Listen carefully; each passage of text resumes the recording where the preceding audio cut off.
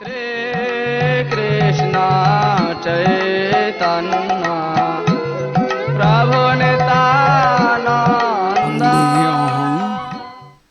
श्री गुरो श्रीयुत पदकमलं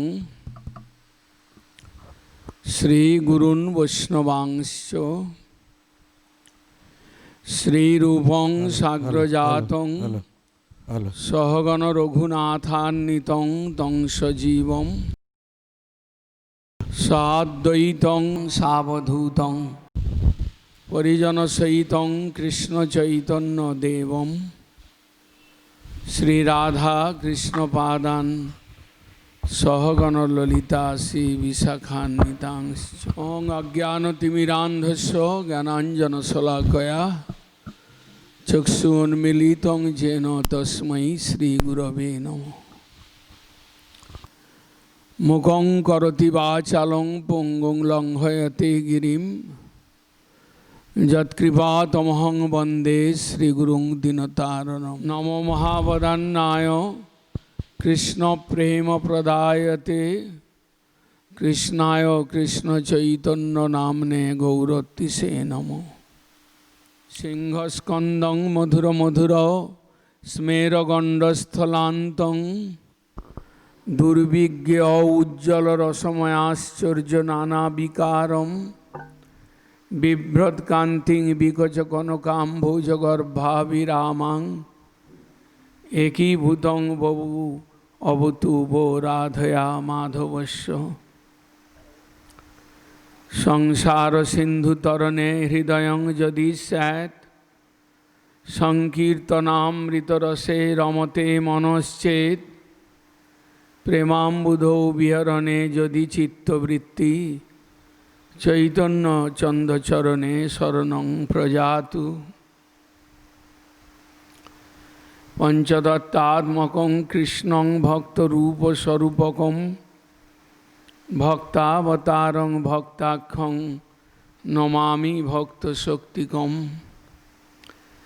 जय रूप सनातन भट्ट रघुनाथ श्रीजीव गोपाल भट्ट दास रघुनाथ এই ছয় গোসাইর করি চরণ বন্দন যা হইতে বিঘ্ন নাশ অভীষ্ট পূরণ। বৃন্দাবৈ তুলসী দেবৈ প্রিয়া वै केशवस्य च कृष्ण भक्ति प्रदे देवी सत्यवत्यै नमो नमो। हे कृष्ण करुणा सिंधु दीनबंधु जगतपते गोपेश गोपिका कांत राधा कांत नमोस्तुते। फुल्लेन्दि वरकान्तिं इंदुवदनं वरावतं सप्रियं श्रीवस्तांकमुदार कौस्तुभधरं पीताम्बरं सुंदरं गोपीनां नयनोत्पलार्चिततनुं गोपसंघावृतं गोविंदं कलवेणुवादन परं दिव्याङ्गभूषणं भजे। वरापिडाभिरामं मृदमदतिलकं कुण्डलाक्रान्तगण्डं कञ्जाक्षं कम्बुकण्ठं स्मितसुभगमुखं साधरे न्यस्तवेणुं श्यामं शान्तं त्रिभंगं रविकरवसनं भूषितं वैजयन्त्या वन्दे वृन्दावनस्थं युवति शतवृतं ब्रह्मगोपालवेशं।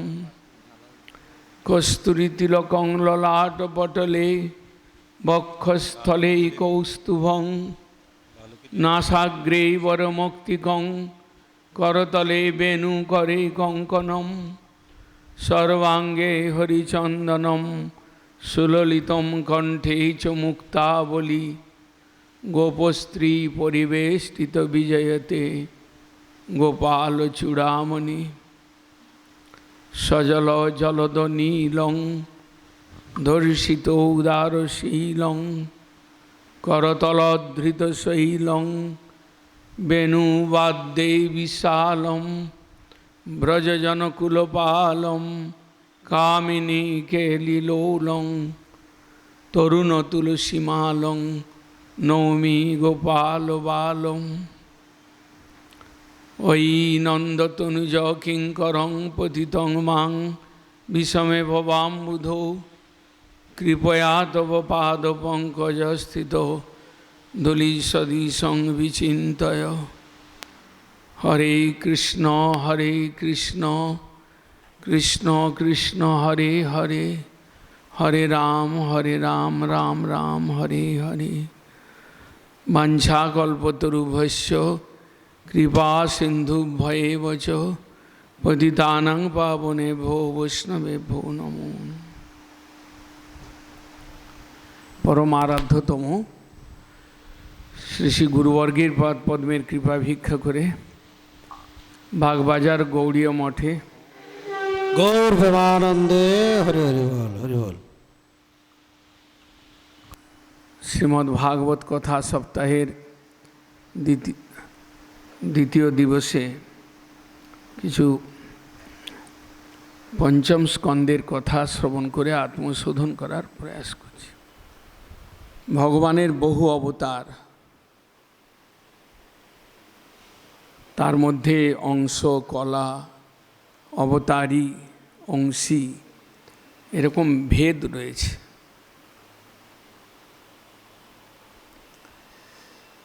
ঋষভদেব অংশ অবতার, কোনো এক বিশেষ কারণে তার আবির্ভাব। মোক্ষ ধর্মের প্রবক্তা, যিনি মুনি ধর্ম বা মোক্ষ ধর্মের প্রবর্তন করেছিলেন বা মোক্ষ ধর্মের বিশেষ প্রকাশ তার লীলার মধ্যে দেখিয়েছিলেন। ঋষভদেব, আমরা দেখতে পাই যে ব্রহ্মার সৃষ্টির প্রথম স্বয়ম্ভুব মনু, তার থেকে উত্তানপাদ এবং প্রিয়ব্রত তার দুই পুত্র, এবং প্রিয়ব্রত রাজার থেকে বংশবিস্তার ক্রমে নাভির পুত্ররূপে ঋষভদেবের আবির্ভাব। ভগবান ঋষভদেব মুনিধর্ম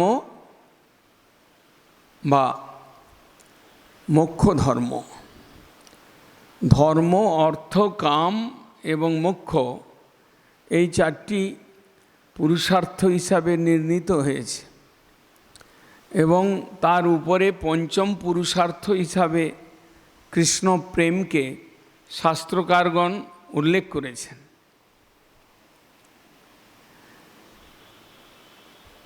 ধর্ম, অর্থ, কামকে ত্রিবর্গ এবং চতুর্বর্গ রূপে মুক্তিকে দেখানো হয়েছে। মোক্ষ ধর্ম কি, কিভাবে এ সংসার থেকে সম্পূর্ণরূপে মুক্ত হওয়া যায়, সেই ধর্ম ঋষভদেবের দ্বারা প্রকাশিত হয়েছে সংসারে। তিনি তার শতপুত্রকে ডেকে বসিয়ে একসঙ্গে তিনি মোক্ষ ধর্মের কথা উপদেশ করেছিলেন। তার জ্যেষ্ঠ পুত্র ভরত, যার কথা আমরা পরবর্তীকালে শ্রবণ করব। শতপুত্রকে বসিয়ে ঋষভদেব উপদেশ করছেন। উপদেশ করছেন, নায়ং দেহ দেহ ভাজাং নৃলোকে কষ্টান কামান অর্হতে বীরভুজাং যে তপো দিব্যং পুত্রকা যেন সত্যং শুদ্ধেত যস্মাৎ ব্রহ্ম সক্ষম তু অনন্তম।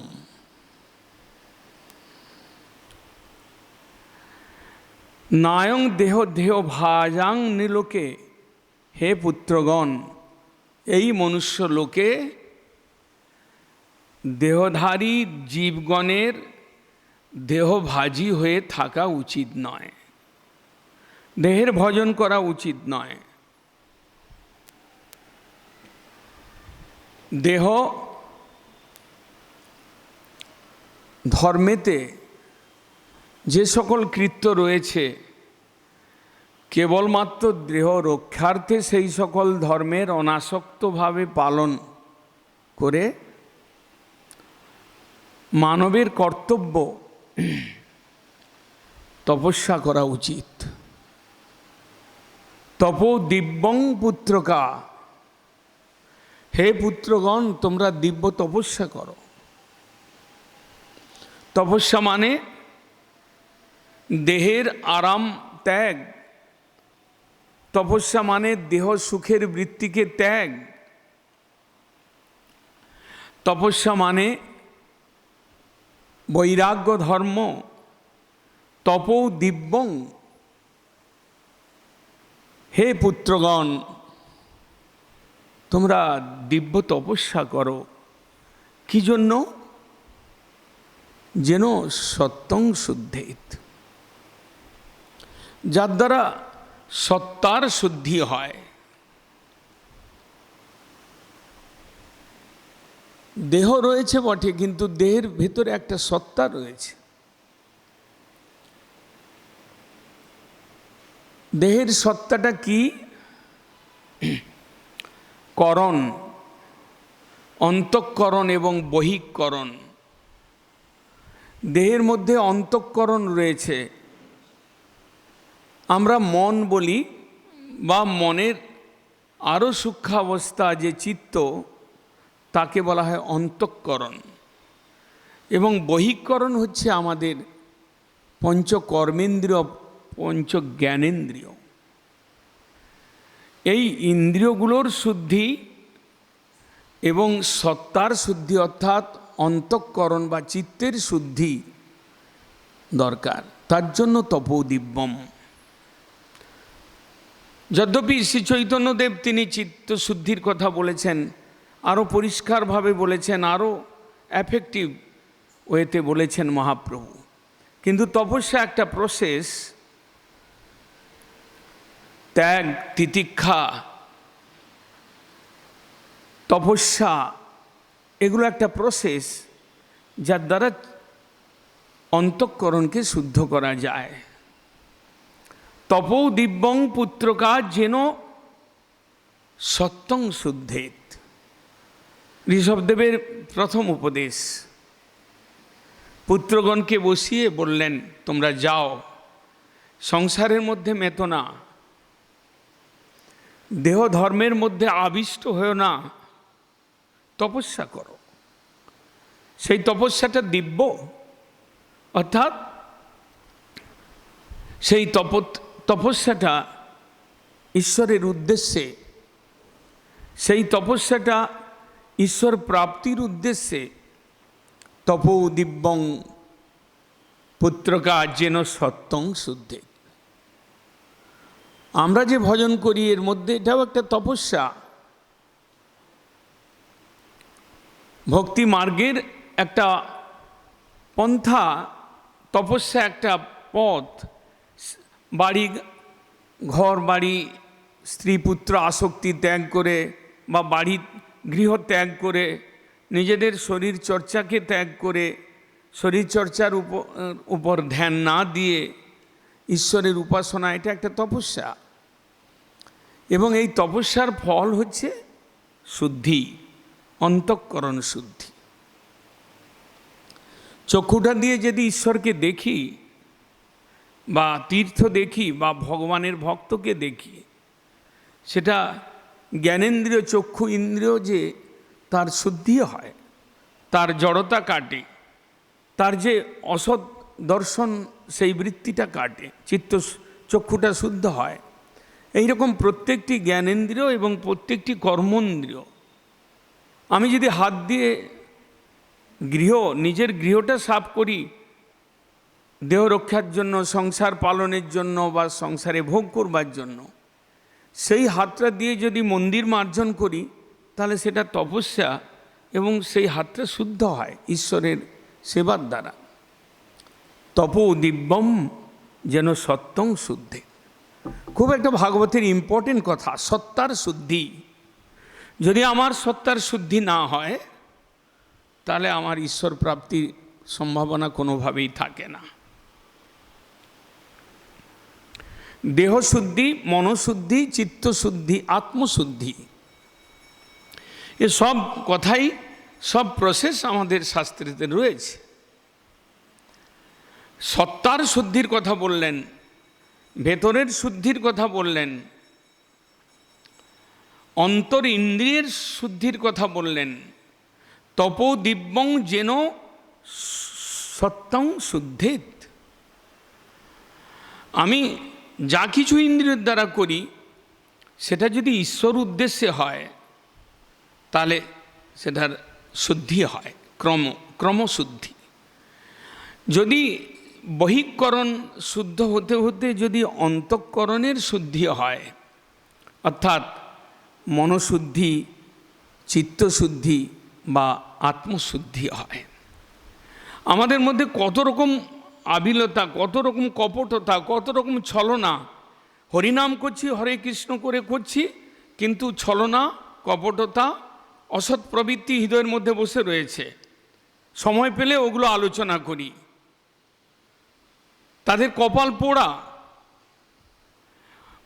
গৌড়ীয় মঠে আসা বা গুরুবর্গের কাছে আসা চিত্তটাকে শুদ্ধ করবার জন্য, চিত্ত শুদ্ধ না করে চিত্তকে আরও কলুষিত করবার যা উপায় রয়েছে সে উপায়গুলো আমরা অবলম্বন করি। সেটা দুর্ভাগার লক্ষণ। দুর্ভাগার সেই তো লক্ষণ। মহাজনগণ বলেছেন, আমি হরিনাম করি, আমি দীক্ষা নেই, বা আমি ফুলের মালা গাঁথি, বা আমি মন্দিরের মার্জন করি, এ সব কিছুর মূলে তপো দিব্যং যেন সত্যং শুদ্ধেত। সত্তার শুদ্ধি দরকার। আমি একটা মানুষ ছিলাম, আমি একটা কামক্রোধের দাস ছিলাম, আমি একটা কপটতা ছলনার অঙ্গী ছিলাম। ভজন করতে করতে আমি ওটাকে কমালাম, তপস্যা করতে করতে আমার ওটা কমলো, সেটা আমার তপস্যার ফল। ঋষভদেব বলছেন, তপস্যার উদ্দেশ্য হচ্ছে যেন সত্যং শুদ্ধি। যেন সত্যং শুদ্ধে তপস্যা করো, যাও তোমরা, যেন তোমাদের চিত্তের মালিন্য চলে যায়, যেন ঈশ্বর দর্শনের যোগ্যতা আসে, যেমন হৃদয়টা পবিত্র হয়ে যায়, ভগবানের বসবাসের উপযোগী হয়। আমার মধ্যে কাম ক্রোধ থেকে শুরু করে দম্ভ প্রতিষ্ঠাসা যা কিছু থাকুক না কেন, ওগুলোকে ক্রমে যদি সরিয়ে দিতে পারি, ক্রমে যদি ওটাকে ক্ষয় করতে পারি, তাহলে আমার প্রকৃত তপস্যা হলো। আমি ঠিক ঠিক তপস্যা করেছি। তপো দিব্যং যেন সত্যং শুদ্ধে।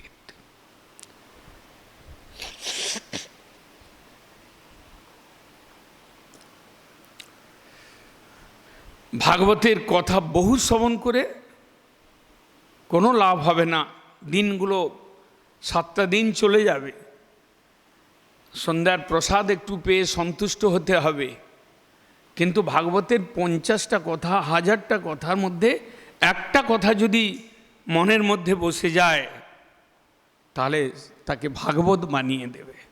তিনি ভাগবত উত্তম হয়ে যাবেন।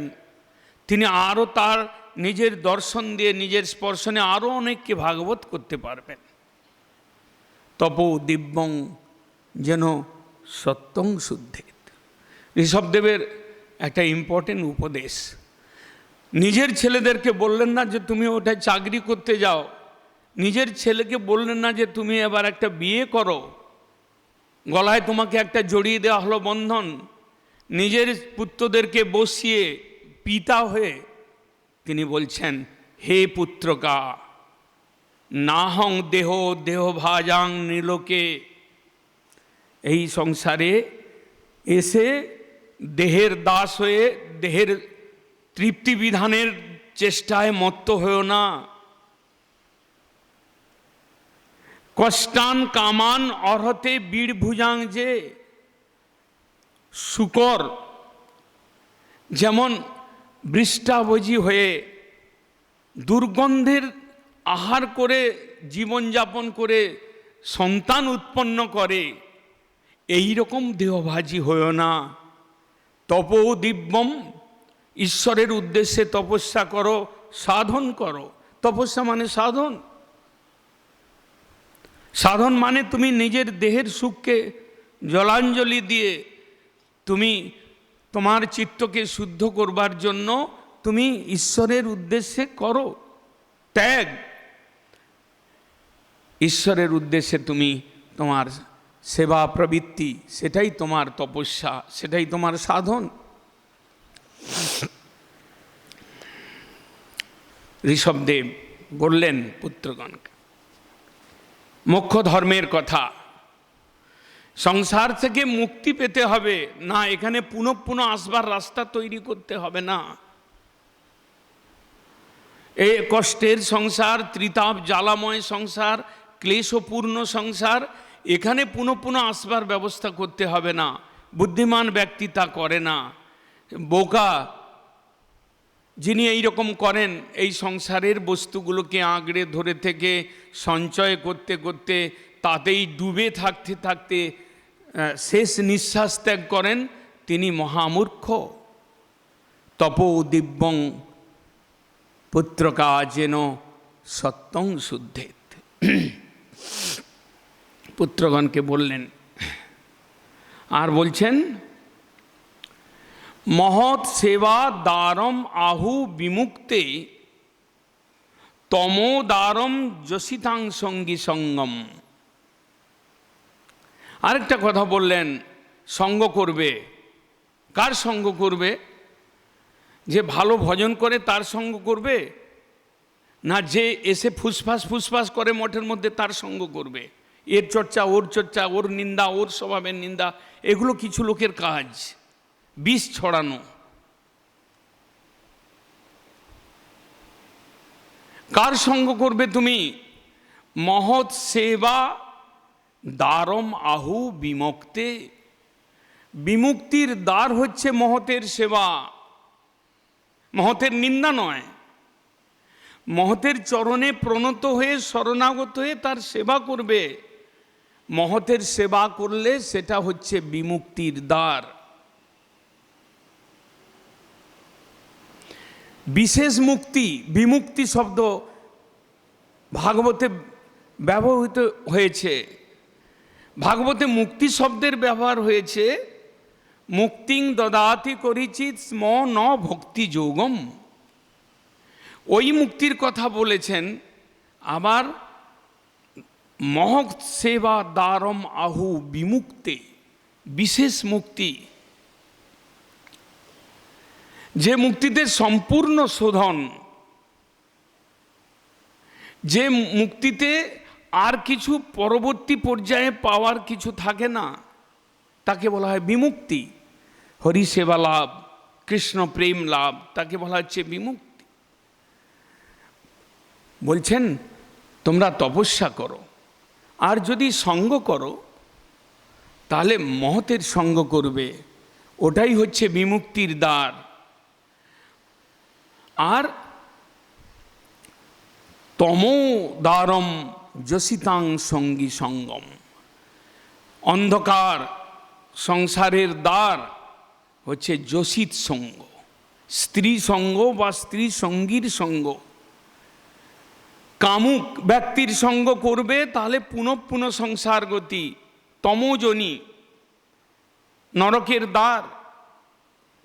আর যদি বিমুক্ত হতে চাও, চিত্তকে শুদ্ধ করতে চাও, পবিত্র করতে চাও, যদি ঈশ্বরকে বসাতে চাও, তাহলে তপো দিব্যম, তাহলে মহতের আশ্রয় করো, মহৎকে ধরে রাখো, মহতের সঙ্গ করো। এ আরেকটা শিক্ষা দিলেন। আরেকটা বলছেন এবং মন কর্মবশং প্রযুক্তে অবিদ্যাত্মনি উপধীয়মানে প্রীতির্ন যাবন মই বাসুদেবে ন মুচ্যতে দেহযোগেন তাবৎ। পরপর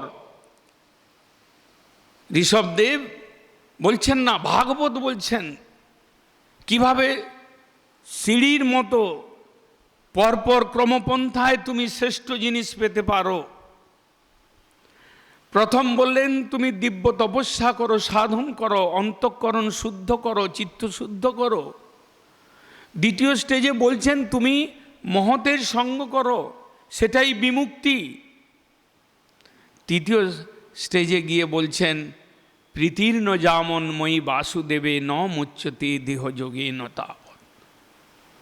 যে পর্যন্ত ভগবান আমি বাসুদেব আমাতে প্রীতি না উৎপন্ন হয়, সে পর্যন্ত তুমি যাকে বিমুক্তি বলা হচ্ছে সেই মুক্তি তুমি লাভ করতে পারো না। প্রীতির্ন জামন মই বাসুদেবে ন মুচ্যতে দেহযোগে ন তাবৎ। সেই বিমুক্তি না পাওয়া পর্যন্ত তোমার দেহযোগ কাটবে না, পুনঃ পুনঃ তোমাকে আসতে হবে। দেহযোগ পুনঃ পুনঃ জন্ম, পুনঃ পুনঃ মৃত্যু যে বরণ করা, সেটাকে বলা হচ্ছে দেহযোগ। এই দেহযোগ সে পর্যন্ত কাটতে পারে না, অর্থাৎ বিমুক্তি সেই পর্যন্ত আসতে পারে না যে পর্যন্ত মই বাসুদেবে প্রীতির্ন জামন মই বাসুদেবে। মই আমাতে, ঋষভদেব ঈশ্বরের অবতার, তাই তিনি নিজেকে লক্ষ্য করে বললেন প্রীতির্ন জামন মই বাসুদেবে। আমি বাসুদেব, বসতি সর্বত্রমিতি বাসুদেব, আমি সর্বত্র বাস করি। বাসতি সর্বং আত্মকুক্ষি মধ্যে, আমি সব কিছুকেই আমার হৃদয়ের মধ্যে, আমার কুক্ষি মধ্যে, আমার শরীরের মধ্যে বাস করাতে পারি, তাই আমি বাসুদেব। এই গুণ যার রয়েছে তিনি বাসুদেব। এইরকম পুত্রগণকে উপদেশ করলেন। সেই ফলে তিনি তার পুত্রগণ একজন দিকপাল হলেন। তিনি বললেন যে আমি তোমাদের পিতা নই। যে পিতা পুত্রকে বিমুক্তির দ্বার দেখাতে পারে না, সে পিতা পিতা নয়। গুরুর ন স্যাৎ স্বজনও ন স্যাৎ জননী ন সাৎ দৈবং ন তৎসাৎ ন মোচয়েত সমুপেত মৃত্যুম। মৃত্যু আমার কাছে উপস্থিত, সমুপেত মৃত্যুম, নিরন্তর আসবে। ও অপেক্ষা করছে, এক পা করে করে করে করে আমার দিকে এগিয়ে আসছে। চিরন্তন সত্য, বিশ্বাস করতে পারি না পারি, অনুভব করতে না পারি বা না পারি, মৃত্যু আমার কাছে আসছে, ক্রমে এক এক পা করে ধীরে ধীরে এগিয়ে আসছে, আমাকে যেতে হবেই। এই সমুপেত মৃত্যুর থেকে যিনি আমাকে রক্ষা করতে পারেন, তিনি হচ্ছেন আমার বন্ধু, তিনি আমার সখা, তিনি আমার পিতা, তিনি আমার মাতা, তিনি আমার দেবতা, তিনি আমার ঈশ্বর, যিনি এই মৃত্যুর হাত থেকে এক এক স্টেপ এগিয়ে আসছে আমার দিকে, কাল রূপে এগিয়ে আসছে, আমাকে এখান থেকে নিয়ে যাবে, আমার সুন্দরতাকে নষ্ট করে দেবে, আমি নিশ্চিহ্ন হয়ে যাব। এই রকম একটা করাল গ্রাস নিয়ে যে কাল আমার দিকে এগিয়ে আসছে, ওকে স্টপ করা, ওকে বাধা দেওয়া, ওকে রুকে দেওয়া, না, এখানে তুমি আসতে পারবে না। এই কাজটা যিনি করেন তিনি আমার আত্মীয়, তিনি আমার বন্ধু, তিনি আমার পিতা, তিনি আমার মাতা, তিনি আমার দেবতা, তিনি আমার স্বজন। ন মোচয়েদ সমুপেত মৃত্যুম, ঋষভদেবের উপদেশ। সেই জন্য শাস্ত্র বলেছেন, ভাগবত বলেছেন যে বলিং শুক্রম ইব প্রহ্লাদ হিরণ্যকশিপু ইব। এইভাবে বলেছেন ভরত কৈকেয়ী ইব। এই রকম ত্যাগ করতে হবে। যারা আমাকে হরিসেবায় বাধা দেবে, যারা আমাকে হরিভজনে এগিয়ে দিতে পারবে না, তাদেরকে ওই রকমভাবে এক একজনকে ত্যাগ করতে হবে। বলিং শুক্রমিব, বলি মহারাজ নিজ গুরুকে ত্যাগ করেছেন, না আপনার আদেশটা আমি মানতে পারলাম না, আপনার কথাটা আমি রাখতে পারলাম না। হরি সেবার প্রতিকূলে যদি আপনার গুরুর গুরুত্ব কোথায়? হরি সেবার প্রতিকূলে আপনি যদি আমাকে কিছু বলেন, তাহলে আমি আপনাকে পারলাম না। আপনি থাকুন, আপনি আমার গুরু নন, আপনি আমার মাতা। আপনি যদি হরি সেবায় বাধা দিলেন, তাহলে আপনি আপনাকে নিয়ে থাকুন, আপনি আমার মাতা নন। জননী ন সস্যাৎ।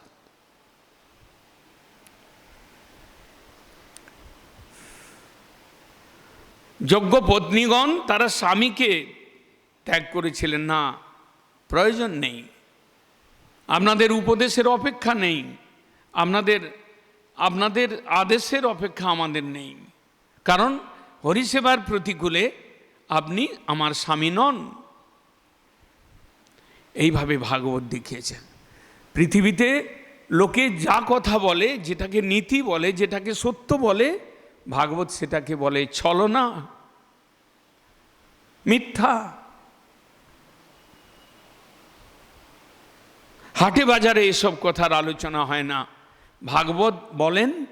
আর যারা ভাগবত প্রেমিক তারা শোনেন, যারা ভাগবত হতে চান তারা শোনেন, যারা ভাগবত তারা আলোচনা করেন।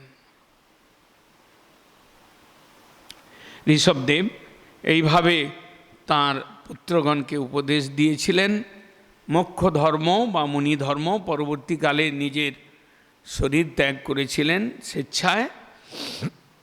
পণ্ডিতগণ ঋষভদেবের সম্বন্ধে বলেন, ভাগবত বলছেন, অহো ভুব সপ্ত সমুদ্রবত্তা দ্বীপেষু বর্ষেষু অধিপুণ্যমেতৎ গায়ন্তি যত্রত্র জনা মুরারে কর্মাণি ভদ্রাণি অবতারবন্তি। পণ্ডিতগণ ঋষভদেবের সম্বন্ধে গুণগান প্রসঙ্গে বলেন,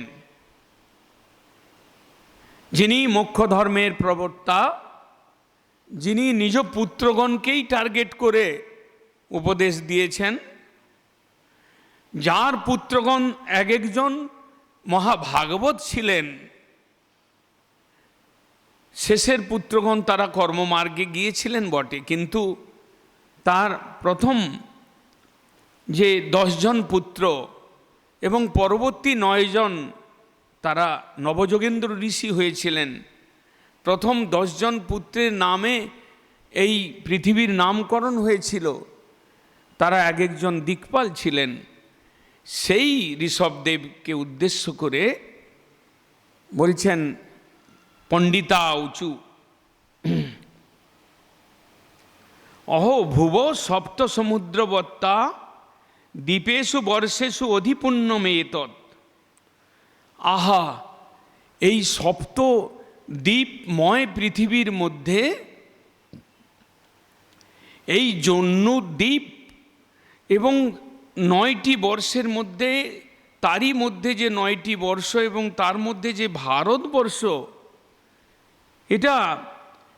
এটা অত্যধিক পুণ্যময় স্থান। এই ভারতবর্ষ গায়ন্তী যত্রত্র জনা মুরারে, যেখানে লোকেরা মুরারির যশ গান করে, হরিকথা হয়, এখানে হরিকথা, ওখানে হরিকথা, ওখানে মন্দিরে কথা, ভগবানের যশের কথা, মুরারির চরিত্র কথা যেখানে গান হয়। কর্মাণি ভদ্রাণি অবতারবন্তি, যেখানে মঙ্গলময় লীলা প্রকাশ করেন ভগবানের বিভিন্ন অবতার অবতীর্ণ হয়ে। আজকে ঋষভদেব এই ভারতবর্ষে অবতীর্ণ হয়ে তিনি কি অদ্ভুত কথা বললেন, তিনি কি অপূর্ব কথা, কীরকম মোক্ষ ধর্মের কথা বললেন। এই ভারতবর্ষ ধন্য, এই স্থান, এই সপ্ত দ্বীপের মধ্যে এই দ্বীপ ধন্য, এখানকার মানব ধন্য। কেননা মুরারির যশ কীর্তিত হয়, কানে শোনা যায়, অলি গলিতে কোথাও কোথাও এই ভগবানের কথা, ভাগবতের কথা পড়া হচ্ছে, ভাগবতের কথা কীর্তন করা হচ্ছে, এই শুনবার ভাগ্যটা এখানে পাওয়া যায়। তাই ঋষভদেবের মহিমা, ঋষভদেব যে স্থানে আবির্ভূত হয়েছেন, ভারতবর্ষের মহিমা পণ্ডিতগণ বলে থাকেন, গায়ন্তী যত্রত্ব জনা মুরারে, যেখানে মুরারির গান হয়, যেখানে নিজের গান হয় না, দাঁড়িয়ে দাঁড়িয়ে নিজের গান গাইতে থাকে, নিজের ছেলের গান গাইতে থাকে, নিজের স্ত্রীর গান গাইতে থাকে, এটা নয়, যেখানে মুরারিরও গান হয়, যেখানে ভগবানের গুণ কীর্তন হয়, এইরকম তারা গাইতে লাগে। সুত গোস্বামী পাদের কাছে শৌনক ঋষি প্রশ্ন করেছিলেন, 6টি প্রশ্নের মধ্যে অবতারের কথা। আমরা অবতারের কথা শ্রবণ করলাম, বরাহ অবতারের কথা এবং কপিলদেব অবতারের কথা। আজকে আমরা শ্রবণ করলাম ঋষভদেব অবতারের কথা। এগুলো অবতারের কথা, কেউ অংশ, কেউ কলা, যাই হোক, ঋষভদেব ছিলেন অংশ অবতার। ভরত মহারাজের চরিত্র হচ্ছে ভক্তর চরিত্র। যেমন আজকে আমরা সকালে শ্রবণ করছিলাম ধ্রুব মহারাজের চরিত্র, ভক্ত চরিত্র। যদিও তিনি সকাম ভক্ত ছিলেন, কিন্তু ভাগবতের সেই ধ্রুব প্রসঙ্গ আনা হয়েছে, বিশেষ কারণে আনা হয়েছে। সকাম ভক্তও ভক্তির সংস্পর্শে এসে নিষ্কামত্ব লাভ করেন, কৃতার্থ হন, তার প্রমাণ।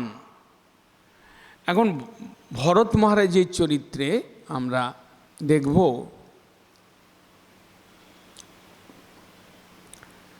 কি সুন্দরভাবে ভগবান ভক্তের প্রতি বাৎসল্য প্রদান করবার জন্য, ভগবান ভক্তকে নিজের কাছে টেনে নেওয়ার জন্য কিভাবে তাকে দুঃখের মধ্যে, অসুবিধার মধ্যে ফেলে তাকে তার হৃদয়ে প্রেমটাকে বাড়িয়ে নিজের কাছে টেনে নেন। মাতা যেমন শিশুর নয়নে কাজল দেওয়ার সময় তাকে কষ্ট দিয়ে তার প্রতি বাৎসল্য প্রদর্শন করেন, তার যাতে ভবিষ্যতে দৃষ্টিশক্তি বাড়ে, ঠিক থাকে, সেই রকমভাবে ভরত মহারাজ একটি ভক্ত চরিত্র। ভগবান নিজেই তিনি তাকে বিপদের মধ্যে ফেলে প্রারব্ধের মতো কোনো এক কর্মফল তার সামনে উপস্থাপিত করে তার প্রেম বৃদ্ধি করেছিলেন, নিজের কাছে টেনে নিয়েছিলেন। অপূর্ব চরিত্র। প্রারব্ধ 2 প্রকার শাস্ত্রেতে ধরেছেন, একটা শোভন, একটা অশোভন। অশোভন প্রারব্ধ হচ্ছে নিজের কর্মের থেকে জাত, আর শোভন প্রারব্ধ ভগবানের দিক থেকে আসা। প্রারব্ধের মতো দেখতে প্রারব্ধ নয়, কিন্তু একটা প্রারব্ধের মতো একটা কিছু উপস্থাপিত করা। ভগবান তিনি, নতুবা যে ভরত মহারাজ ঋষভদেবের পুত্র ছিলেন, তার উপদেশের দ্বারা পালিত হয়েছেন, যিনি 1 করোড় বৎসর রাজ্যত্ব করে, যিনি প্রজা পালন করে, যিনি জীবের প্রতি দয়া ধর্ম করে, নিজের পুত্রগণকে ত্যাগ করে, যিনি প্রভবজা গ্রহণ করেছিলেন জীবনের শেষ ভাগে ভজন করবার জন্য, কোনো এক আশ্রম, পুলহ আশ্রমে তিনি গিয়ে হরি আরাধনা করেছিলেন। তিনি নিজের পুত্রগণের প্রতি আসক্তি ত্যাগ করে পুলহ আশ্রমে হরি ভজন করবার জন্য গিয়েছেন, বনে গিয়েছেন। তিনি একটা হরিণ শিশুর প্রতি আসক্তি করবেন কেন? প্রশ্ন। গোস্বামীগণ এই প্রশ্ন উঠিয়ে দেখিয়েছেন, এটা ভগবতৈব কৃত। ভগবানই এনেছেন। ভরত মহারাজ 1 ক্রোড় বৎসর রাজ্যত্ব করে তিনি পুত্রগণকে রাজ্যভার দিয়ে তিনি পুলহ আশ্রমে গিয়ে ত্রিসন্ধ্যা স্নান গণ্ডকী নদীতে এবং হরি আরাধনা নিষ্ঠাপূর্বক করছেন এবং ক্রমে তার মধ্যে প্রেম বৃদ্ধি প্রাপ্ত হচ্ছে, এটাও উল্লেখ করেছেন ভাগবত। ভরত মহারাজ ধীরে ধীরে ভগবানের দিকে এগিয়ে চলেছেন। এমন সময় একটা ঘটনা ঘটল। সেই ঘটনাটা কি সেটা আমরা সকলেই জানি, যে তিনি জলে গণ্ডকী নদীতে স্নান করে মন্ত্র জপ করছিলেন। এমন সময় একটা গম্ভীর আওয়াজ, সিংহের আওয়াজ শুনতে পেলেন কানে। এক হরিণী, স্ত্রী হরিণী, গর্ভবতী হরিণী ওই নদীর তীরে জলপান করতে এসেছিলেন তৃষ্ণার্ত হয়ে। পেছন থেকে একটা সিংহ তাকে তাড়া করেছে। সিংহের গর্জনে ভরত মহারাজের ধ্যান ভঙ্গ হয়েছে। তিনি চোখটা খুলে দেখলেন যে তার সামনে একটা সদ্যজাত হরিণ শিশু তার সামনে জলের মধ্যে পড়েছে, এখনই মারা যাবে। 2 হাত দিয়ে তুললেন।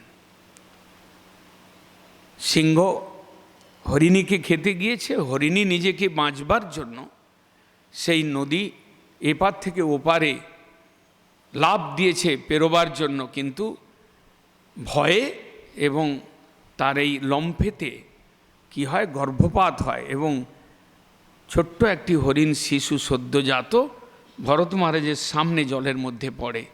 ভরত মহারাজ পূর্ব কর্মফল বশত, অর্থাৎ তিনি যে প্রজা পালন করেছেন 1 ক্রোড় বৎসর, প্রজানুরঞ্জন করেছেন, প্রজাদের প্রতি তার যে দয়াধর্ম ছিল সেটাকে সাত্ত্বিক কষায় বলা হয়েছে শাস্ত্রীতে।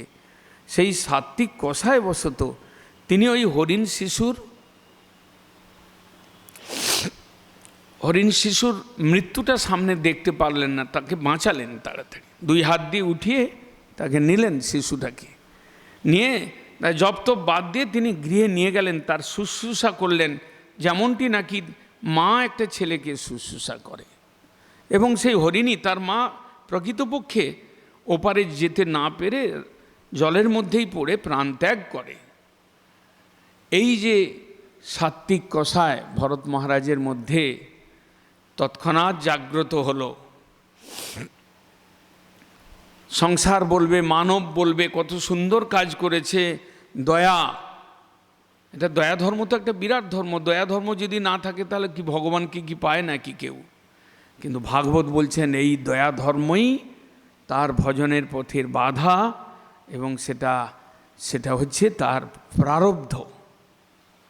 প্রারব্ধ শেষ না হলে ঈশ্বরের কাছে কেউ যেতে পারেন না। তাই তার প্রারব্ধ তাকে আবার পুনরায় ভরত মহারাজের জন্ম থেকে সেই হরিণ শিশুর প্রতি আসক্তি তাকে পালন করতে করতে যখন মৃত্যু এলো, তখন তিনি যে হরিভজন করছিলেন, হরি আরাধনা করছিলেন, সে আরাধনার প্রভাব নষ্ট না হতে পারে, কিন্তু শোভন প্রারব্ধ এসে তাকে পুনরায় তাকে জন্ম নিতে বাধ্য করল। তিনি হরিণ শিশুরূপে জন্মগ্রহণ করলেন মৃত্যুর পরে। এই হচ্ছে ভাগবত।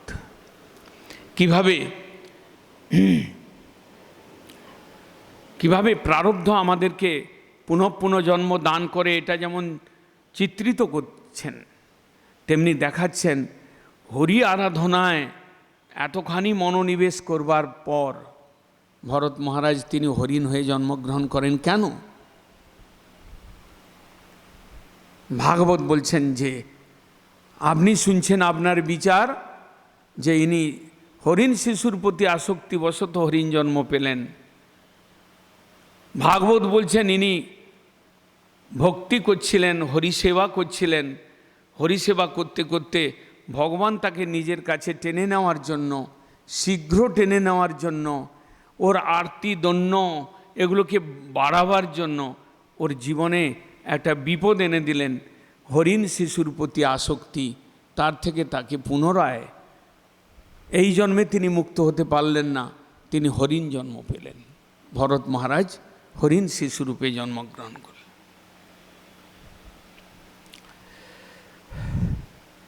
হরিণ শিশুরূপে জন্মগ্রহণ করে তিনি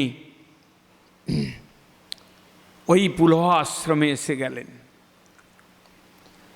তিনি অদূরে জন্মগ্রহণ করলেও তার সেই হরি আরাধনার ফলে যে পূর্ব স্মৃতি, পূর্বজন্মের স্মৃতি ছিল, জাতিস্বর হলেন তিনি।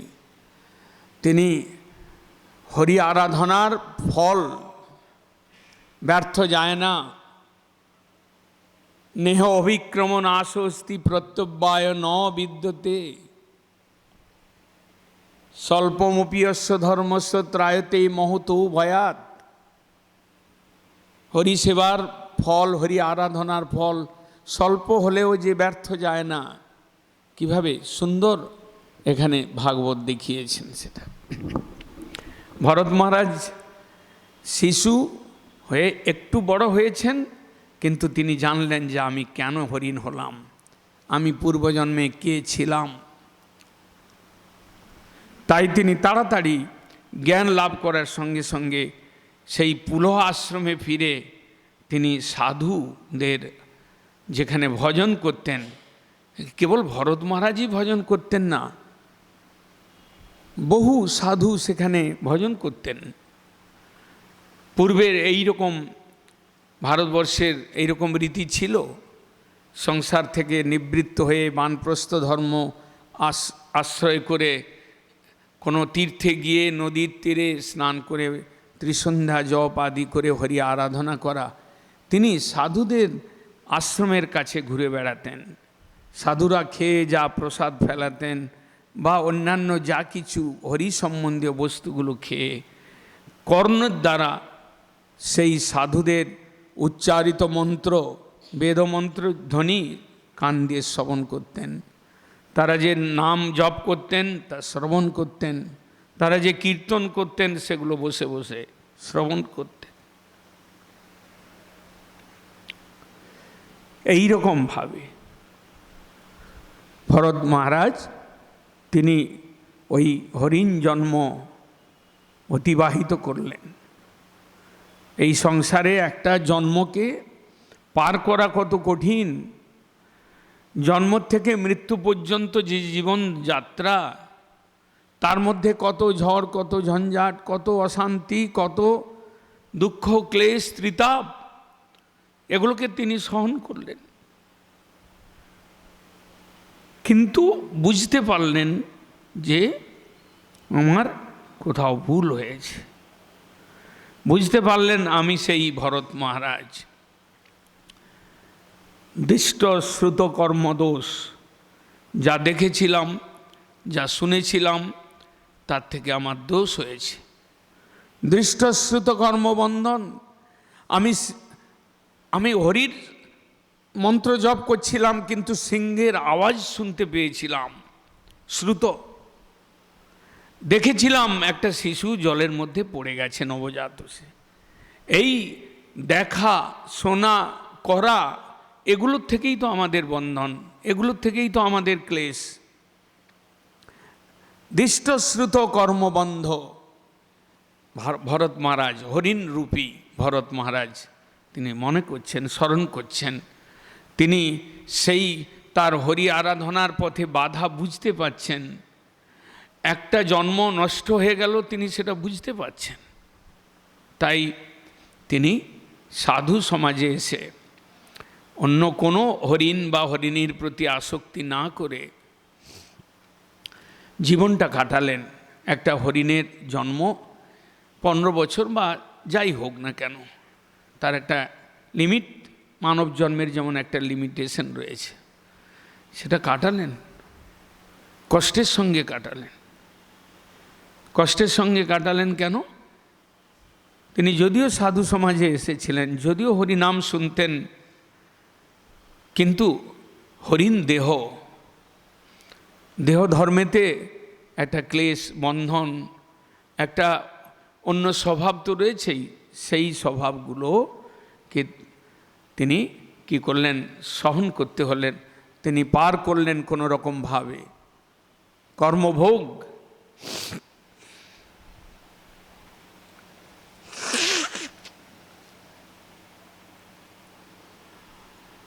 কর্ম জ্ঞান তপযোগ সকলই তো কর্মভোগ। কর্ম ছাড়াইতে কেহ না রে। ভরত মহারাজ হরিণ হয়ে ঘুরে বেড়াচ্ছেন, কোনোভাবে নিজের প্রারব্ধ স্মরণ করে কোনোভাবে হরিণ জন্মটা পার করলেন। মৃত্যু হলো, মৃত্যুর পরে এক ব্রাহ্মণ ঘরে জন্মগ্রহণ করলেন। এই তার শেষ জন্ম। ভগবত প্রাপ্তির জন্য তাকে আবার মনুষ্য জন্ম দেওয়া হলো। তিনি কোনো এক ব্রাহ্মণ গৃহে তার কনিষ্ঠ পত্নীর গর্ভে জন্মগ্রহণ করলেন।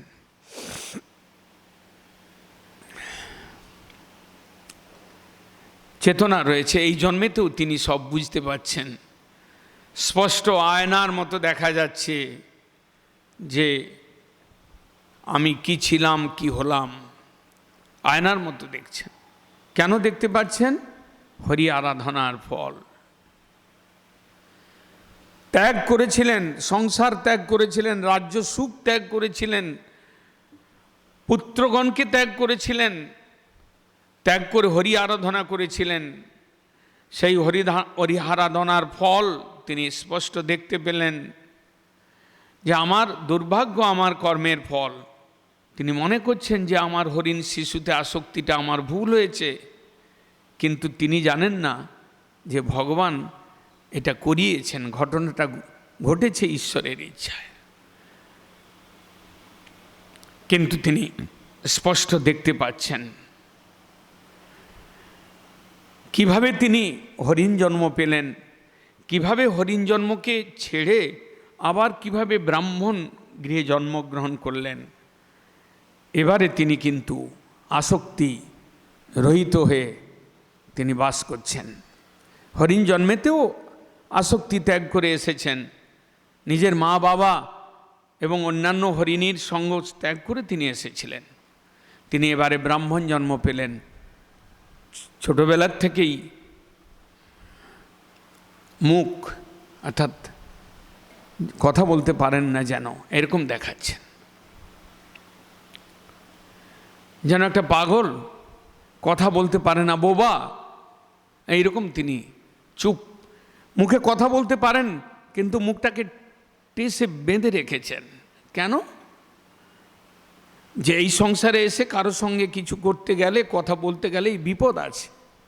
হরি কথা ছাড়া চুপচাপ, হরি স্মরণ ছাড়া মুখটাকে একদম বন্ধ করে রেখেছেন।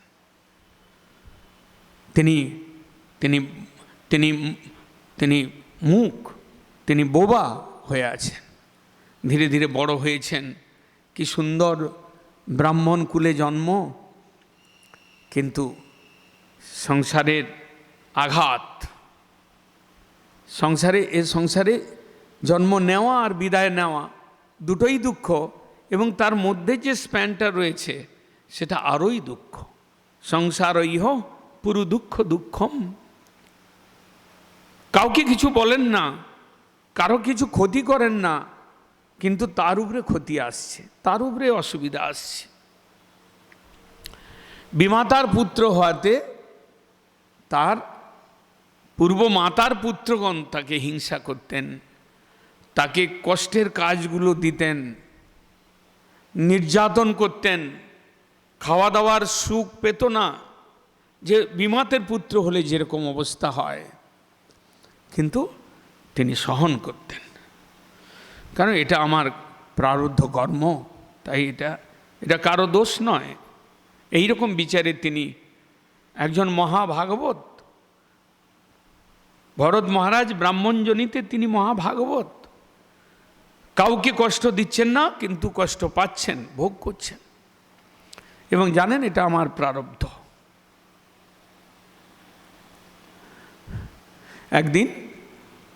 একদিনের ঘটনা, যে শস্য পাহারা দেওয়ার জন্য নাইট ডিউটি, রাত্রিকালীন ডিউটি সেই ভরতের উপরে পড়ল। ভরত মহারাজ বিমাতা তারা ঘুমাবেন, ঘুমের অসুবিধা হবে, তাই জড়ভরতকে বললেন যে তোমার রাত্রে আজকে ডিউটি, ক্ষেত পাহারা দিতে হবে চোরের থেকে বা পশুর থেকে, কোনো অসুবিধা নেই। হ্যাঁ ছাড়া কোনো দিন না বলতেন না, কোনো কার্য করতে গেলে হ্যাঁ না বললেই টক্কর লাগবে, বিপদ হবে, আওয়াজ হবে, যেটা বলছেন তাই করে যেতেন। এরকম একটা জীবন, মানে সহিষ্ণুতাময় জীবন, নিরাসক্ত জীবন ভরত মহারাজের জীবন। ক্ষেত পাহারা দিতে গেছেন, সেখানেও এক বিপদ। দস্যুপতি তিনি নরবলি দেবেন, তাকে ধরে নিয়ে যাওয়া হয়েছে। যাকে ধরে রেখেছিল আগের থেকে সে কোনোভাবে পালিয়ে গেছে। নরবলি দেবেন, খুব উত্তম কথা, সেই ব্রাহ্মণ কুমারকে পেয়েছেন, খুবই উত্তম পাত্র, দেবীকে বলি দেওয়ার জন্য উত্তম পাত্র, খুব সুন্দর। তাকে স্নান টান করিয়ে তাকে বলির যূপকাষ্ঠে পুজো করে অমাবস্যার দিন রাত্রিকালে ভরত মহারাজকে বলি দেওয়া হবে। নির্বিকার রয়েছেন তিনি, এই খড়গের আঘাতে আমার প্রাণ যাবে অথবা কোনো কঠিন রোগে আমার প্রাণ যাবে, আমার প্রাণটা কিন্তু যাবেই, কোনো অসুবিধা নেই তার। কিন্তু ভক্ত বলে সেই দেবী মা কালী খড়গ কেড়ে নিয়ে ভরত মহারাজকে ছেড়ে দিলেন, রক্ষা পেলেন। এইভাবে জীবনে একটার পর একটা আসতে থাকলো। ভরত মহারাজ তিনি পুনরায় আরেকদিন আরেক ঘটনার সম্মুখীন হলেন।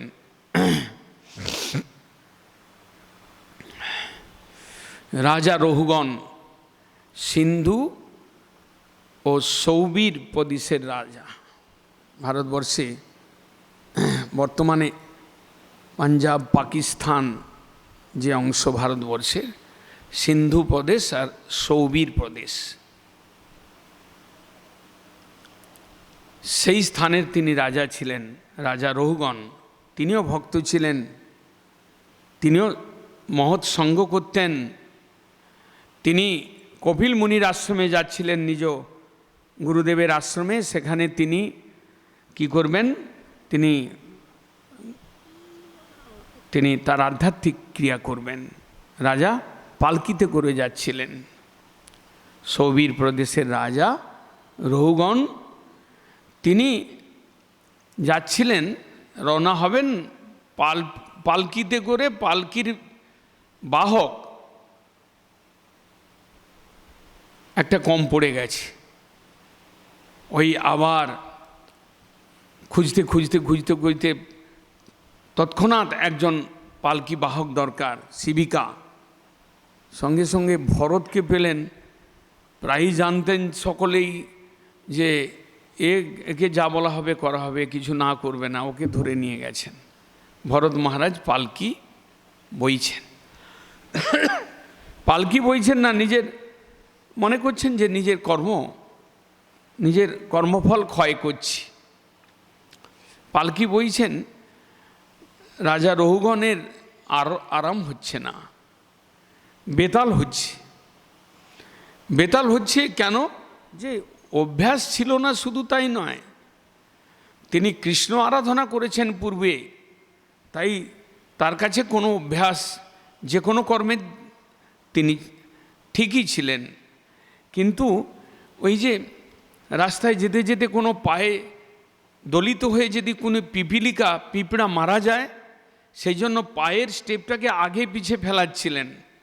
রাস্তায় তো সর্বদা পিঁপড়া চড়তে থাকে, কোনো পিঁপড়া মারা গেলে আবার ওই পিঁপড়াটাকে মারবার দায়ে আবার পুনরায় একটা পিঁপড়া জন্ম না হয়, এই ভয়, তাই তিনি পা ঠিক করে ফেলাচ্ছিলেন। কিন্তু ঠিক তো এখানে ছিল বেঠিক, অর্থাৎ তার নিজের জন্য যেটা ঠিক ছিল, রহুগণের জন্য সেটা বেঠিক। রহুগণ পালকিটা অসামঞ্জস্য হয়ে দুলছিল, তার সুখের ব্যাঘাত হচ্ছিল, আরামের ব্যাঘাত হচ্ছিল, তাই তিনি পালকি থামালেন এবং শিবিকাগণকে 4 জনকে ডেকে বললেন যে তোমাদের কি হচ্ছে। তখন অন্যান্য শিবিকা বাহক তারা বললেন যে ইনি বেতাল করছেন, আমরা সব ঠিক করছি, ইনি বেতাল করছেন, ইনি নবাগত, তাই ইনি বেতাল করছেন। রাজা রঘুগণ তাকে লক্ষ্য করে ভরতকে, জড়ভরতকে লক্ষ্য করে বললেন, বাবা তুমি ঠিক মতো চালাও, আমি এদেশের রাজা, আমার সুখের দিকে তাকানো প্রজাদের দরকার, তুমি ঠিক করে চালাও। একবার বললেন, আবার বসে গেলেন, আবার চলতে শুরু হলো, আবার বেতাল। তখন ক্রোধ উৎপন্ন হলো রাজা রঘুগণের মধ্যে, আবার দাঁড় করালেন এবং ভরত মহারাজকে লক্ষ্য করে খুব তিরস্কার করলেন। তুমি জানো না আমি এদেশের রাজা, আমি তোমাকে দণ্ড দিতে পারি? এরকমভাবে তুমি জড়, তুমি মুখ, তুমি বধির, তুমি কি, এভাবে তাকে রাজভাষায় সামান্যতম হলেও একটা রাজ অভিমান কাজ করছিল। যেমন ভরত মহারাজের মধ্যে সাত্ত্বিক কষা একটা কাজ করেছিল, তেমনি রাজা রঘুগণের মধ্যে একটা সূক্ষ্মাকারে একটা দম্ভ কাজ করছিল। ওটা ভরত মহারাজ বুঝতে পারলেন। ভরত মহারাজ কেন কিভাবে দয়ালু হয়ে গেলেন সেটা রঘুগণেরই ভাগ্য। তিনি কোনোদিন মুখ খুললেন নাই কারো কাছে, তিনি আজকে মুখ খুললেন ওকে কৃপা করবার জন্য। আমি যে বিপদে পড়েছি, এই রকম বিপদ এর জীবনে না আসে। আমার একটা ছোট্ট অসুবিধা আমাকে 2 জন্ম আমাকে ভোগাচ্ছে, আর এই রাজা এ সাধু সেবা করে, এও গুরুর আশ্রমে যাচ্ছে, ধার্মিক, কিন্তু এর মধ্যে রাজ অভিমান সূক্ষ্মাকারে রয়েছে, এটাকে দূর করে দেওয়া উচিত মনে করে তিনি মুখ খুললেন। মুখ খোলা কোনো দরকার ছিল না, প্রয়োজন ছিল না, কারণ তিনি যা গালাগালি দিচ্ছিলেন রাজা রঘুগণ, ওটুকু সহ্য করার ক্ষমতা ভরত মহারাজের মধ্যে যথেষ্ট ছিল।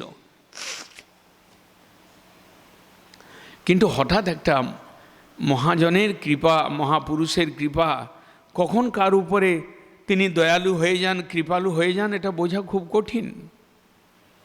হঠাৎ জড়ভরত দয়ালু হয়ে গেলেন, করুণা তার হৃদয়কে আশ্রয় করল।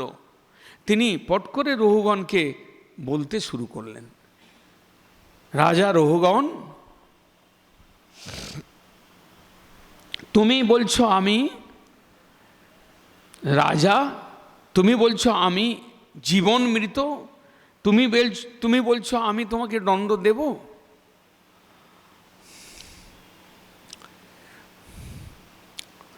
তার কথাগুলোর তাত্ত্বিক উত্তর দিলেন। তিনি প্রথমে বলেছিলেন, তুমি কি জীবন মৃত নাকি? তুমি কি বোঝো না যে রাজা যাচ্ছে, তার সুখের দিকে তাকানো দরকার?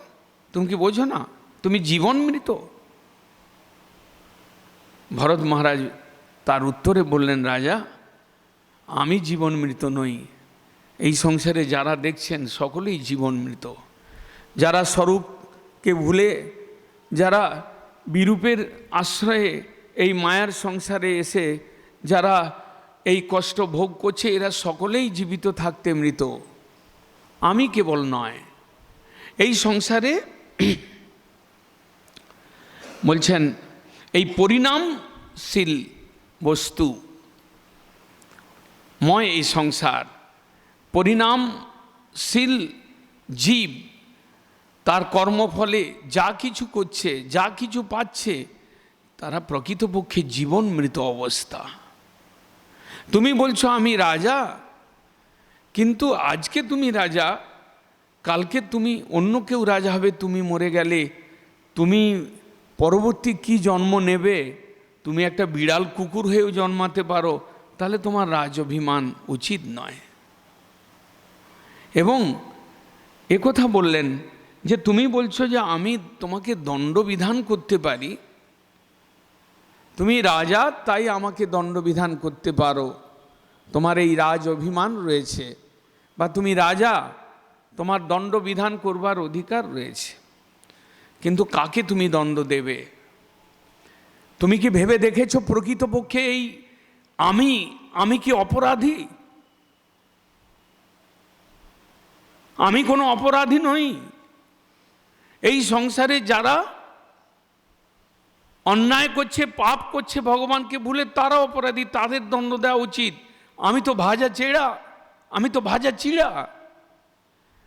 একটা শস্যকে যদি ভেজে দেওয়া যায়, তার কি অঙ্কুরোদ্গম সম্ভব? একটা ধান, একটা গম, তাকে ভেজে ফেলার পর জল দিয়ে ভিজিয়ে কি তার অঙ্কুরোদ্গম সম্ভব? আমি হচ্ছি সেই ভাজা ধান। আমি 2 জন্ম কর্মফল ভোগ করতে করতে করতে করতে আমি আমি আমি এসেছি, আমি নির্লিপ্ত হয়ে এখন আমি আমার কর্মভোগ সমাপ্তির দিকে, আমি ঈশ্বরের দিকে যাওয়ার প্রতীক্ষা করছি। আমি তোমার দণ্ডনীয় নয়। আমি তো শাবক নই, আমি তো পালকি বাহক নই। আমি তো তোমাকে ইচ্ছা করে স্টেপ আগে পিছে করে আমি তোমাকে কষ্ট দেওয়ার জন্য আমি তো করছি না। আমি তো অপরাধী নই। আমি তো আমার কর্মফল থেকে বাঁচবার জন্য আমি পিঁপড়াকে নাম মরতে হয় তার জন্য আমি আগে পিছে করছি। আমি পালকি বাহক নই, বা আমি ইচ্ছাকৃতভাবে তোমাকে কষ্ট দেওয়ার জন্য আমি কোনো কাজ করছি না। তাহলে আমি কেন দণ্ডনীয়? আমি তো যা দণ্ড পেয়েছি, আমি পূর্বে কি ছিলাম? হরিণ হলাম, হরিণ থেকে ব্রাহ্মণ কুমার হয়ে জন্মগ্রহণ করলাম। আমি তো দণ্ড পেতে পেতে আমার তো ভাজা হয়ে গেছি। আমার তো আর কিছু দণ্ড নেওয়ার নেই, আমার তো আর কিছু সংশোধনের কিছু ব্যাপার নেই। তুমি চিন্তা করে দেখো, রাজা রহুগণকে বললেন।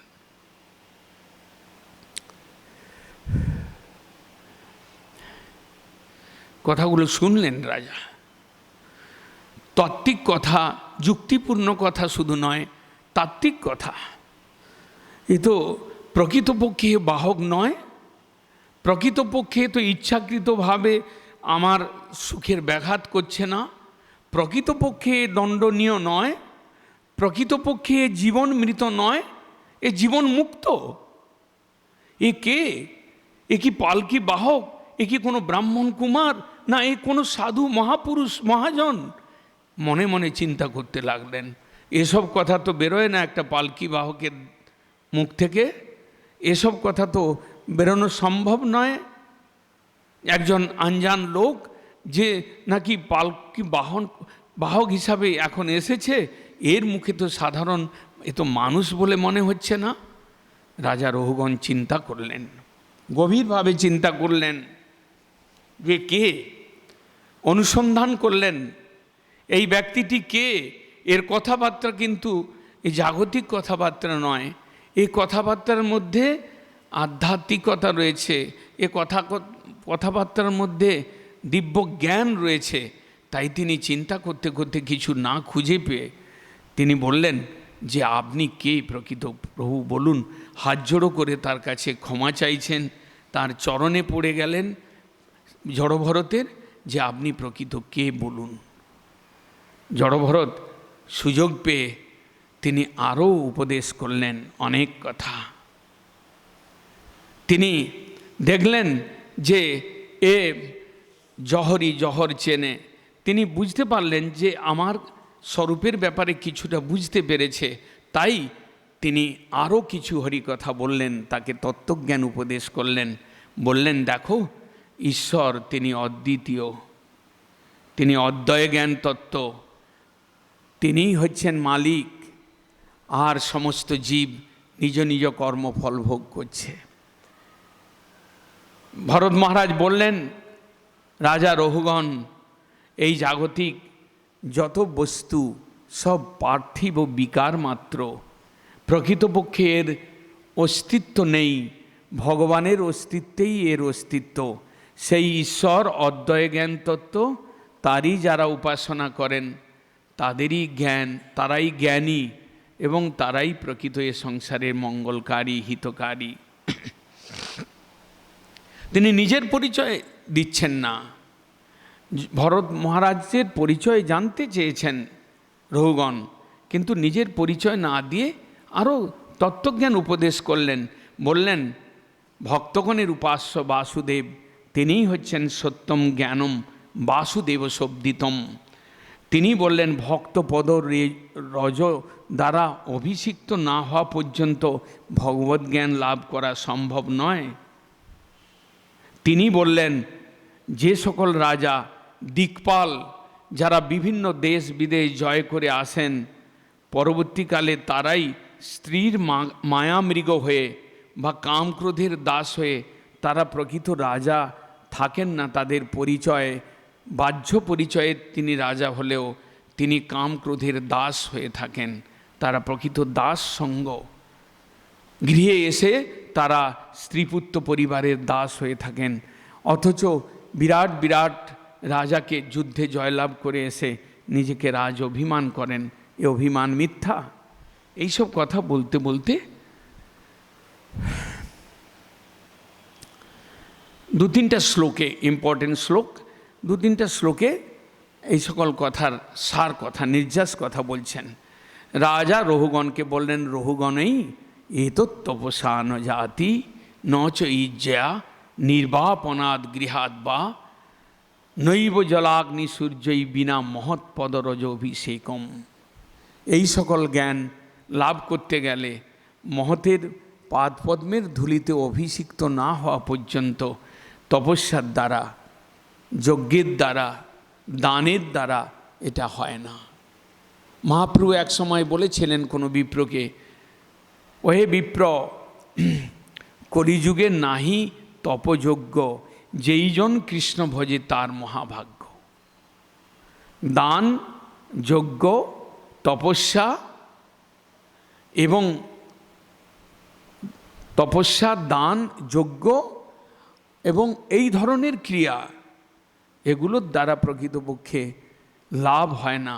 প্রকৃতপক্ষে জীব শান্তি পেতে পারে না। কিন্তু প্রকৃতপক্ষে শান্তি রয়েছে ঈশ্বরের ভজনের দ্বারা। তাই তুমি মহৎ পদরজ অভিষিক্ত হয়ে তুমি এই ভগবত জ্ঞান তুমি লাভ করতে পারো।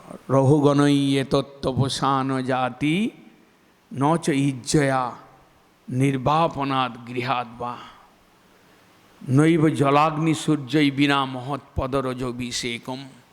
আরেকটা শ্লোক বলছেন, যত উত্তম শ্লোক গুণানুবাদ প্রস্তুয়তে গ্রাম্য কথা বিঘাত নিষেব্যমান অনুদিনং মতিং সতিং যচ্ছতি বাসুদেবে। বাসুদেবে যদি মতি লাভ করতে চান, হরি বিষয়ক মতি যদি চান, তাহলে যত উত্তম শ্লোক গুণানুবাদ প্রস্তুয়তে, যেখানে সাধুর সমাজে যেখানে উত্তম শ্লোকের গুণ যশ প্রস্তুয়তে প্রকৃষ্ট রূপে স্তুত হয়, নিরাগ বক্তার দ্বারা স্তুত হয়, যেখানে উরুক্রমের যশ গীত হয় শুদ্ধভাবে, যত উত্তম শ্লোক গুণানুবাদ প্রস্তুয়তে গ্রাম্য কথা বিঘাত, গ্রামের কথা, সংসারের কথা, জঞ্জালের কথা সেখানে বিঘত, সেখানে সেখানে সেখানে সেগুলো নষ্ট হয়। গ্রাম্য কথা যেখানে থাকতে পারে না, দূরে সরে যায়। যেখানে প্রকৃতপক্ষে হরিকথা কীর্তিত হয়, সেখানে গ্রাম্য কথা আনাচ কানাচে একটু একটু হওয়ার চেষ্টা করলেও হরিকথা সেটাকে দূর করে দেয়। গ্রাম্য কথা বিঘাত, গ্রামের কথা, দেশের কথা, স্ত্রীপুত্র পরিবারের কথা সেখানে চলে না, সেখানে ঠাঁই পায় না। গ্রাম্য কথা বিঘাত নিষেব্যমান অনুদিনং মতিং সতিং। সেই স্থানে, মহতের স্থানে, সাধুর সমাজে যদি আপনি হরিকথার নিত্য সেবন করেন, নিষেব্যমান অনুদিনং, নিরন্তর, নিত্যম, যদি নিত্যকাল সেটা সেবিত হয়, তাহলে মতিং সতিং যচ্ছতি বাসুদেবে, তাহলে ভগবান বাসুদেবেতে আপনার মতি হবেই। যদি আপনি গ্রাম্য কথা থেকে দূরে থাকতে পারেন, যদি আপনি মহতের মুখারবিন্দুর থেকে হরিকথা শ্রবণ করে তাতে আত্মোৎসর্গ করতে পারেন, তাতে সেই শ্রবণের মধ্যে নিজেকে ডুবিয়ে দিতে পারেন, তাহলে আপনার হরি বিষয়ক মতি সম্ভব। আরেকটি শ্লোক বললেন, এখন নিজের পরিচয় দিচ্ছেন। সব কথা, সিদ্ধান্ত কথা যখন বলা শেষ হলো, এটাই শেষ কথা। মহতের পদরজর দ্বারা অভিষিক্ত হয়ে তাদের সাহচর্যে সংস্পর্শে হরিকথার শ্রবণ কীর্তনের দ্বারা হরি বিষয়ক মতি লাভ হয়। এটা যখন বললেন, শেষ করলেন, তখন বললেন, অহং পুরা ভরত নাম রাজা দৃষ্টশ্রুত বিমুক্ত সঙ্গবদ্ধ আরাধনং ভগবত ইহমান মৃগং অভব মৃগ সংগাত হতার্থ। হতার্থ আমার অর্থ থেকে আমি চ্যুত হয়েছি। হতার্থ আমি আগে ভরত মহারাজ ছিলাম, এই ভারতবর্ষের রাজা ছিলাম, কিন্তু দৃষ্টশ্রুত কর্মবন্ধ, দেখা আর শোনা এই কর্মের বন্ধনের দ্বারা আমি মৃগ হয়ে জন্মগ্রহণ করেছিলাম, এবং এখন আপনার সামনে ব্রাহ্মণ, জড়বৎ ব্রাহ্মণ, জড়ভরত রূপে আমি প্রকৃতপক্ষে আমি হতার্থ হয়েছিলাম, আমি অর্থ থেকে চ্যুত হয়েছিলাম। আমি হরি আরাধনা করতে গিয়ে হরিকে না পেয়ে আমি হরিণীর শিশুকে আদর করে আমি হরিণ জন্ম পেয়েছিলাম। দৃষ্টশ্রুত কর্মবন্ধ মৃগং অভব মৃগ সংগাত হতার্থ। মৃগ সঙ্গের ফলে আমার জীবনের প্রকৃত অর্থ থেকে আমি অন্য লাইনে চলে গিয়েছিলাম।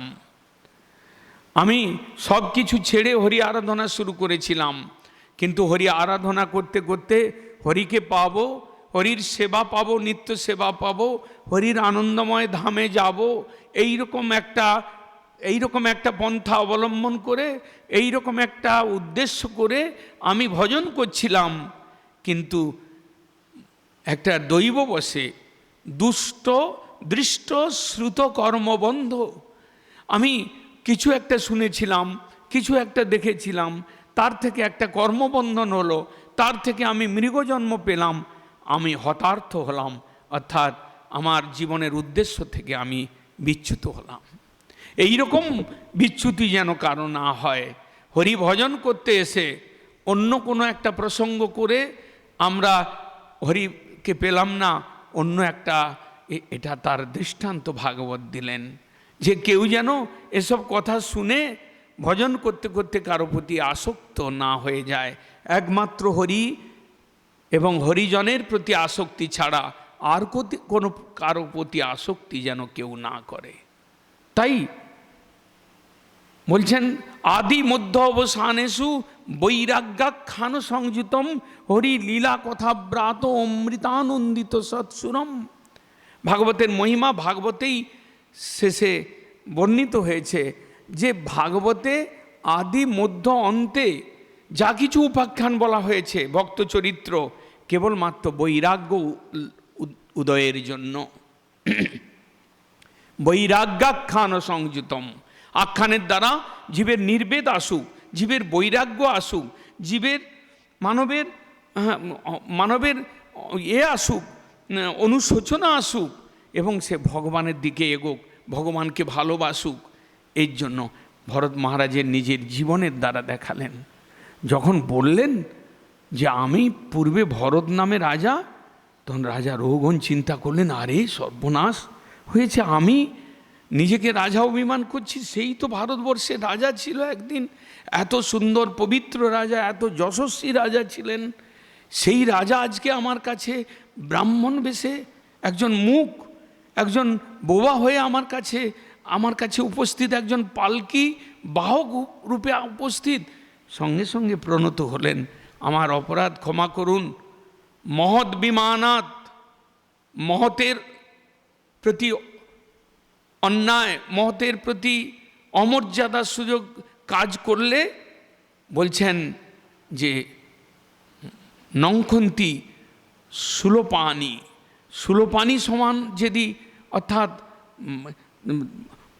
শিবের মতো যদি কেউ হন, তথাপি যদি তিনি মহতের অবজ্ঞা করেন, তাহলে নংখন্তির শীঘ্রই পতিত হন। আমি আপনার চরণে অপরাধ করেছি, আমার পতন থেকে আমাকে রক্ষা করুন, আমি ভুল করেছি। এই বলে রাজা পড়ে গেলেন চরণে। কোথায় গেল সেই রাজ অভিমান? পালকিতে আরাম করবেন, আরামের অসুবিধা, আর কোথায় সেই পালকি বাহকের চরণে পড়ে। দুর্বাসা ঋষি বিরাট অহংকার ছিল, আমি একজন প্রভাবশালী ঋষি, কিন্তু তিনি যখন শিবের দ্বারা, ব্রহ্মার দ্বারা, বিষ্ণুর দ্বারা প্রত্যাখ্যাত হয়ে তিনি যখন অম্বরীশ মহারাজের কাছে ফিরে এলেন, তখন কি লজ্জা বা তখন কি কিছু ছিল? তখন শুধু প্রাণ বাঁচাবার কথা ছিল, তাই তিনিও পড়ে গিয়েছিলেন অম্বরীশ মহারাজের চরণে। আজকে সেই রকম একটা ঘটনা ঘটল। রাজা রহুগণ সেই পালকি বাহক শিবিকা, সেই জড়ভরত ব্রাহ্মণ, তার চরণে পতিত হয়ে ক্ষমা ভিক্ষা করলেন, বললেন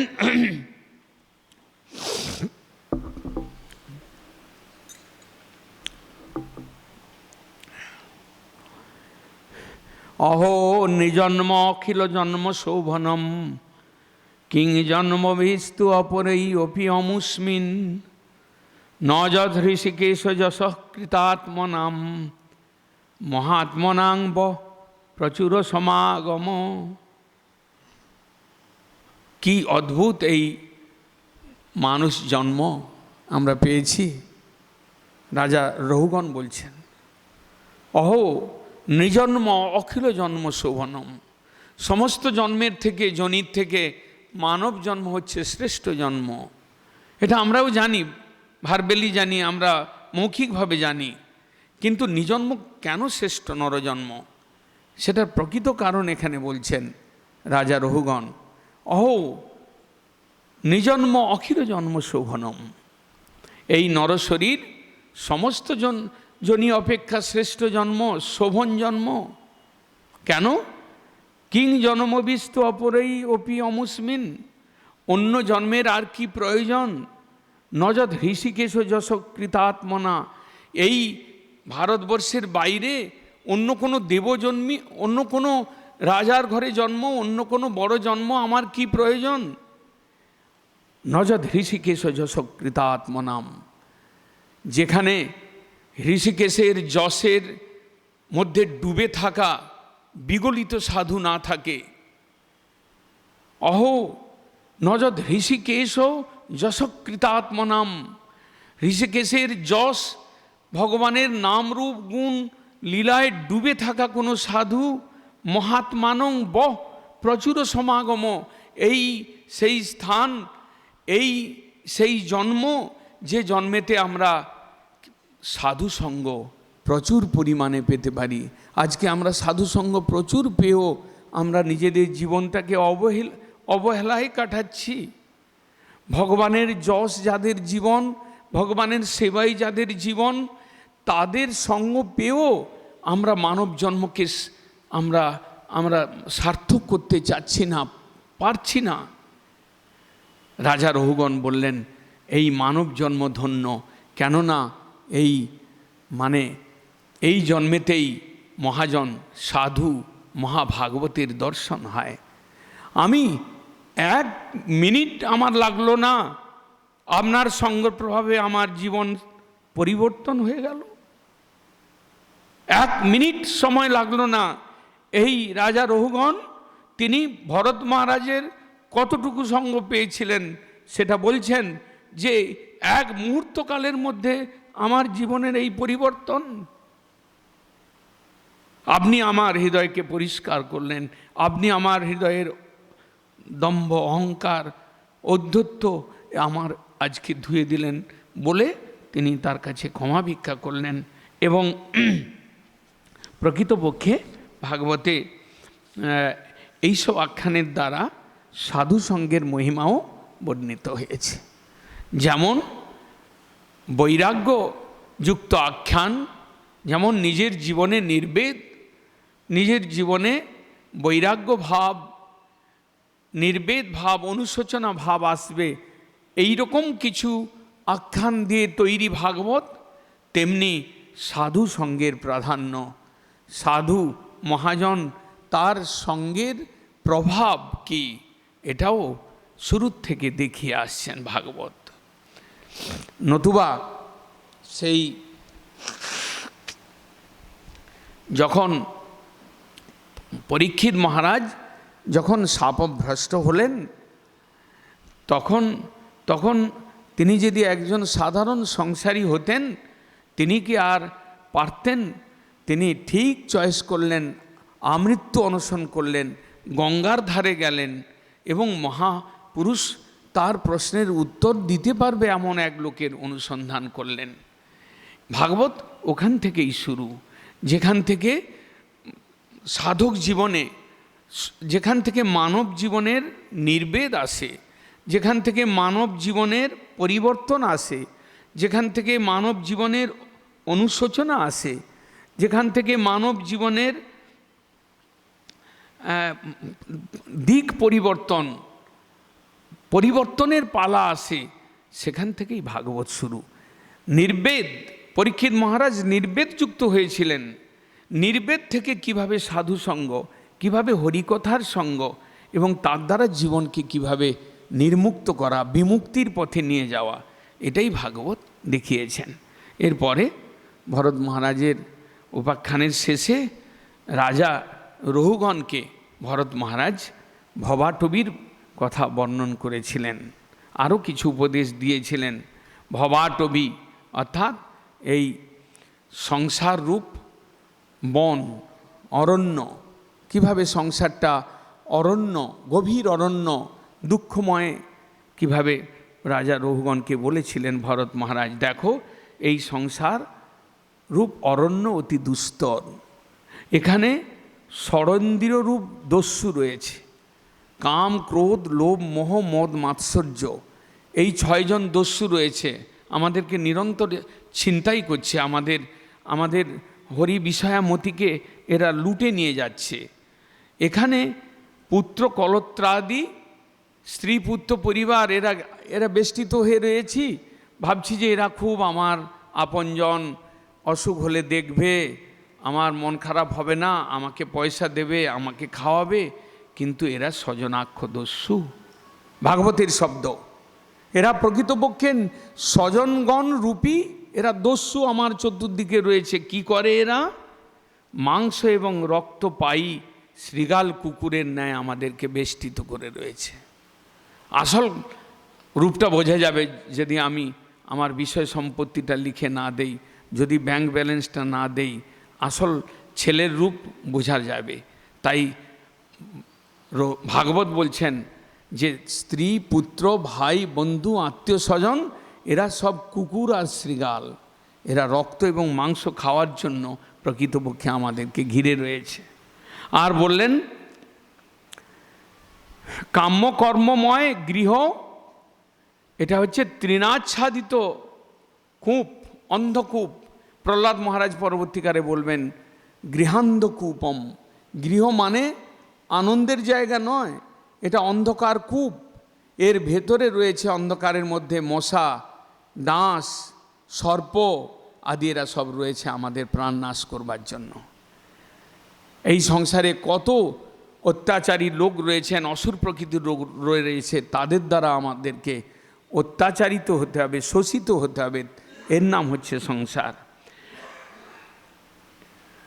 ধন জনাদিতে আত্মবুদ্ধি করে নিত্য বস্তুতে সর্বদা লক্ষ্যহারা এই সংসার।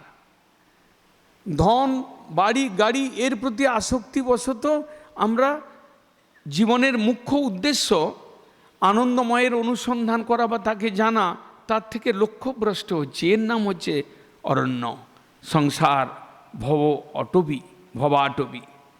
আর বলছেন এই অরণ্যে পথহারা জীব তারা হিংস্র পশু, হিংস্র পক্ষী এবং দুর্জন ব্যক্তির দ্বারা নিরন্তর উৎপীড়িত হতে হয়।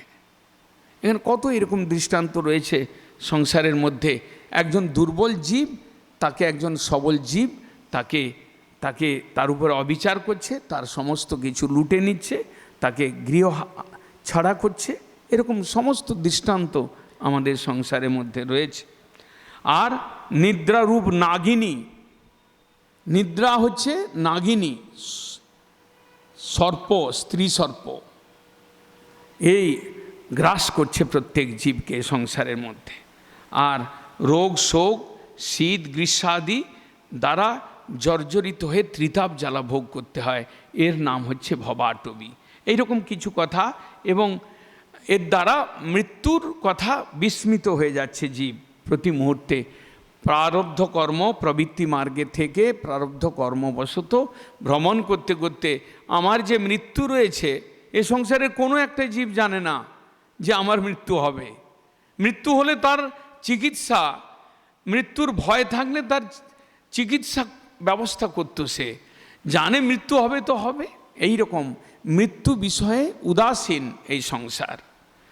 পরীক্ষিত মহারাজ বুঝেছিলেন যে আর 7 দিন পরে মরতে হবে, তাহলে মৃত্যুর আগে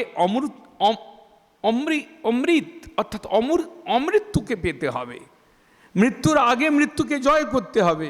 তাই তিনি 7 দিন আর সময় নষ্ট করেন নাই।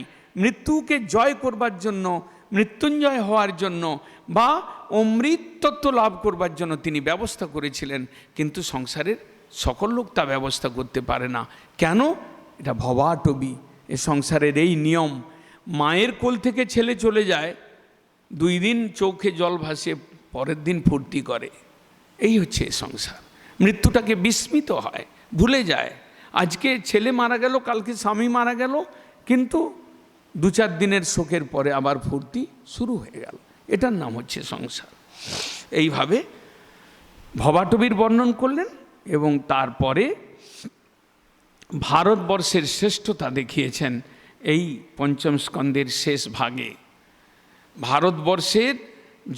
ভারতবর্ষে যাদের মনুষ্য হয়ে জন্ম, তাদের ভাগ্যের কোনো সীমা নেই, ভাগবত বলছেন। এই ভারতবর্ষ একটি দেশ যেখানে বর্ণাশ্রম ধর্মের সুষ্ঠু পালন, যেখানে ভগবানের আদেশ মেনে জীবনযাপন করার একটা ব্যবস্থা রয়েছে। আমি ভোগ করব, আমি সংসার করব, আমি বিয়ে করব, আমি নূতন ঘর তৈরি করব, আমি আমার ছেলে উৎপাদন করব, সব কিছুর মধ্যে একটা ভগবানকে নিয়ে পুজো করে শান্তিতে একটা বর্ণাশ্রম ধর্মের বিধান অনুযায়ী চলবার ব্যবস্থা এই ভারতবর্ষে রয়েছে। এছাড়া এই ভারতবর্ষে বর্ণাশ্রম ধর্ম পালন করতে করতে সাধু সঙ্গে অপবর্গ বা ভক্তি লাভ করবার একটা সুযোগ সুবিধা রয়েছে ভারতবর্ষে।